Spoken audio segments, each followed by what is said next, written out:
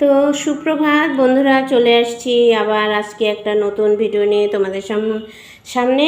আর আজকে রান্নাবাড়ি একটু পরে করব, দুপুরবেলায়। আজকে সকালবেলা একটু অন্যরকম কিছু খাওয়া দাওয়া করব, সেটাই তোমাদের সঙ্গে শেয়ার করছি। এখানে রয়েছে কিছু চিনেবাদাম, আর এই দেখো এখানে নিয়েছি কিছু ভুট্টা, আর এখানে রয়েছে মটরের ডাল, আর এখানে রয়েছে সিদ্ধ চাল। এই সব কিছু আমি তেল ছাড়া কড়াইতে ভেজে নেব, নিয়ে তারপর একসঙ্গে সবগুলো পেস্ট মানে মিক্সিতে গুঁড়ো করে নেব। তারপর এটাকে ছাতু বানিয়ে সকালবেলা মুড়ি দিয়ে দুধের সঙ্গে খাওয়া হবে। তো আজকে এটাই আমি তোমাদের সঙ্গে শেয়ার করছি এই ভিডিওটাই। তো চলো আমি আস্তে আস্তে এক এক করে সব কিছু কড়াইতে ভেজে নামিয়ে নিয়ে তারপর ছাতু করে দেখাচ্ছি তোমাদের। তো চলো।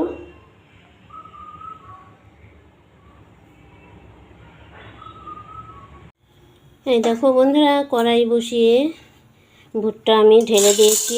তো এর মধ্যে ভুট্টাটা আমি এখন আস্তে আস্তে গ্যাসটা কম করে দিয়ে ভেজে নেব। ভুট্টা এক এক করে সব ভেজে নেব, ভেজে তারপর নামিয়ে ঠান্ডা করে তারপর এটা গুঁড়ো করে নেব। তো চলো আমি এটা ভেজে নিয়ে আসি। তো বন্ধুরা দেখো, আমার ভুট্টা ভাজা হয়ে গেছে, ভুট্টাটা নামিয়ে নিয়েছি। এই যে ভুট্টা ভাজা হয়ে গেছে, নামিয়ে নিলাম। আর এখানে এই যে চাল বসিয়েছি। এবার চালটা এখন হালকা করে ভেজে নেব। গ্যাসটা কম করে দিয়ে তারপর ভাজতে হবে, না হলে পুড়ে যাবে। তো হালকা জালে ভাজতে হবে।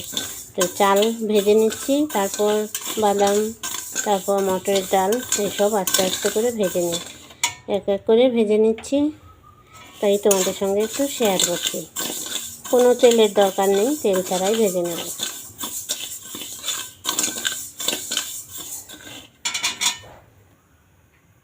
এই দেখো চাল ভেজে নামিয়ে নিয়েছি। এখন আমি এখানে বসিয়েছি বাদামটা একটু ভেজে নিই।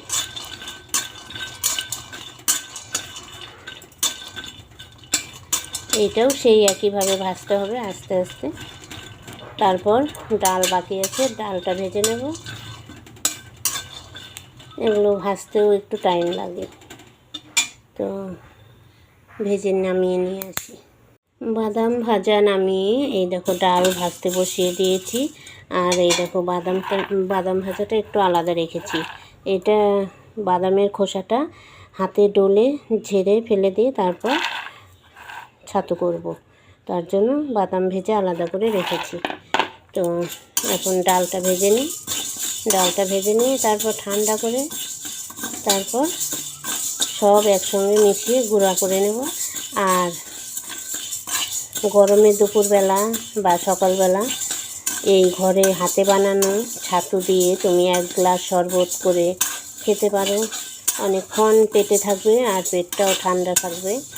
তো এই গরমের সময় নিজের হাতে বানানো ছাতু, আবার দুধ, মুড়ি, কলা এইসব দিয়েও সকালবেলা খেয়ে কাজে বেরোনো যাবে, সব দিকেই সুবিধা। তো যার যেটা সুবিধা সে সেভাবে খায়। ছাতুটা ঘরে বানিয়ে নিলে ভালো হয়, নিজের হাতে বানানো ছাতু, কোনো ভেজাল থাকে না, এটাই। তো আস্তে আস্তে ডালটা ভেজে নামিয়ে নিয়ে আসি। দেখো বন্ধুরা, এই যে ভাজা আমার হয়ে গেছে সবগুলো একসঙ্গে। আর এই দেখো বাদামের খোসাটাও ছাড়িয়ে নিয়েছি, সব একসঙ্গে মিশিয়ে রেখেছি। তো এখন আমি এর মধ্যে এই যে পেস্ট করে নেব। তো এই যে এর মধ্যে দিয়ে সব একসঙ্গে পেস্ট করে নেব।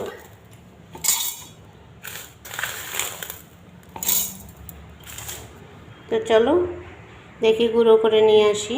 তো বন্ধুরা দেখো, আমার এই যে পেস্ট করে নিলাম কয়েকবার করে, এই যে ছাতু গুঁড়ো করে নিয়েছি। এই যে এখন এটা ঢেলে নেব।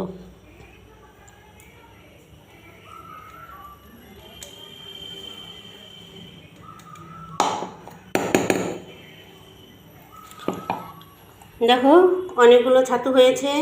তো বেশ গরম গরম আছে, এখনও গরম রয়েছে। এগুলো একটু কোটার মধ্যে তুলে রাখবো।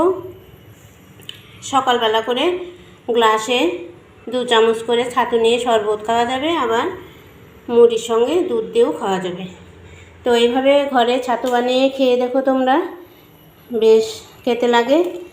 আর ঘরোয়া জিনিস দিয়ে, কিনে আনা খাওয়া তো আছেই, খেতেই হয়, কিনে এনে খেতে হয়। তো এখন যখন ভুট্টার সিজন, তাই ভাবলাম যে ভুট্টা কিনে নিয়ে এসে শুকিয়ে, রোদে শুকিয়ে, এই যে আজকে সব কিছু মিলিয়ে ছাতু করে নিলাম।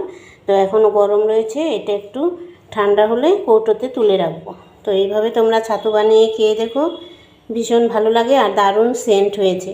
সঙ্গে বাদাম আছে, ডাল, চাল দিয়েছি, ভীষণ খেতে ভালো লাগছে। আর এখানে আর একটু ভালো হতো গম দিলে, গমটা ঘরে নেই তাই দিই নেই।